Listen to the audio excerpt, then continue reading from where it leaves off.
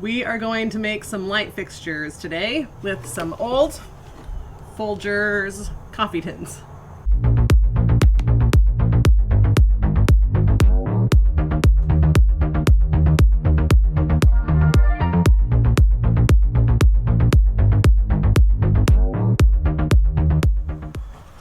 We are in our future outdoor kitchen. It's currently a carport, trying to renovate it. And by that I mean we are not ready to make any big decisions, but we are trying to make this place feel homey.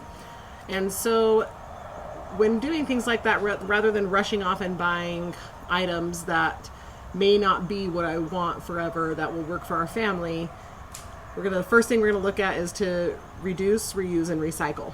And so at this point, we have these light fixtures in the shop, or sorry, not the shop, the carport, but they're just the light bulbs. And so it's very, at nighttime when they're shining, it's very, very bright and just concentrated, and it's just not inviting, and we want to make it feel inviting. So at this time being, what we're gonna do is, I was walking around the property, because as we bought this property, it came as is, and there's just so much stuff that we're going through. A lot of it's junk, but a lot of it can be reused. And so I was trying to figure out ways to make some light fixtures. And so I came across some cans, just some old Folgers cans, and I thought, you know what? I wonder if I can make these work. And so I kind of played around with it a little bit already, and I just took and drilled some holes into the can, and I was like, I think this is gonna work. At nighttime I put it up there and held it up, and I was like, it's gonna distribute the light well and make it so that it's not so bright.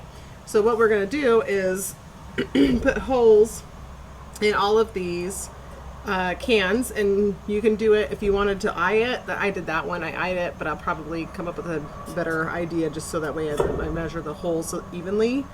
You can decide, play around with it if you want to do more holes, less holes, and then we'll end up cutting out the top.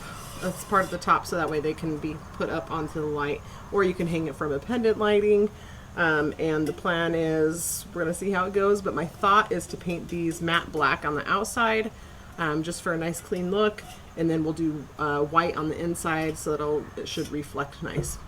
I don't know, we haven't done this before, but I just wanted to take you along for this journey, and let's see what we can do.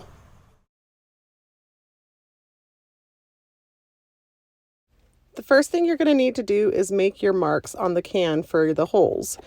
You could just use a measuring tape, but I didn't have one on hand, and I did this on a whim, so I just used a string and made marks on the string with a Sharpie to mark every inch. And then I will take this string and wrap it around the can, and with the Sharpie marker, make a mark at every inch. The best option would be to use a flexible measuring tape, but if you don't have one, you can get creative this way, or you can just eyeball it and make the holes where you think that they need to be. I used my measuring string to go around horizontally to make my marks, but I did not do it vertically. Reason being is these cans have lines already on them vertically, and so I was able to just make the marks on the lines and then also in between the lines. So I eyeballed it just by using those lines, but you could go through and measure horizontally and vertically. Now we are just going to drill the holes where the marks are. Definitely wear ear protection during this part, and use drill bits that are rated for metal, such as cobalt. Before painting, you could take a metal file to get any of the rough edges off on the inside, but I don't think that it's really necessary, so I'm skipping that step. I am just painting the inside first, and then flipping it over and painting the outside and setting it out to dry before I move to the next step. I am forever a messy girl and will always have paint on my hands. As far as hanging them up, it's going to depend on what kind of light you have. You may have to buy a pendant kit, and I thought about doing that, but we're not ready to spend money on that, and so I thought I could make do with these, which I think I can. So what I did is I took this off for one, and then I had a guess. I was like, oh look, I have a cap to the paint. So I put it on there and I traced it with the marker. And then I took my jigsaw because I currently don't have a hole saw. If you have the right tools, your job will be easier, but I didn't, so I just made do. And then after I do the hole, I put this on like so, and then I'm just gonna draw 2 markers, put 2 spots. Actually, I didn't do them. I tried to do the marker at first. I made sure this was center, and then I took my drill with the size, a drill bit that would fit in there. And then after that was done, I came back out in and took a larger drill bit, and I haven't done it on this one yet. I need to do that. And then I was able to just unscrew the, the screws from the fixture and hang them down a little bit, and so that I can push up the pendant up into it. So hopefully that makes sense. If not, you can ask me questions. That part was kind of a pain, but if you did real pendant lights, like a light kit, a hanging light kit, it would be much easier.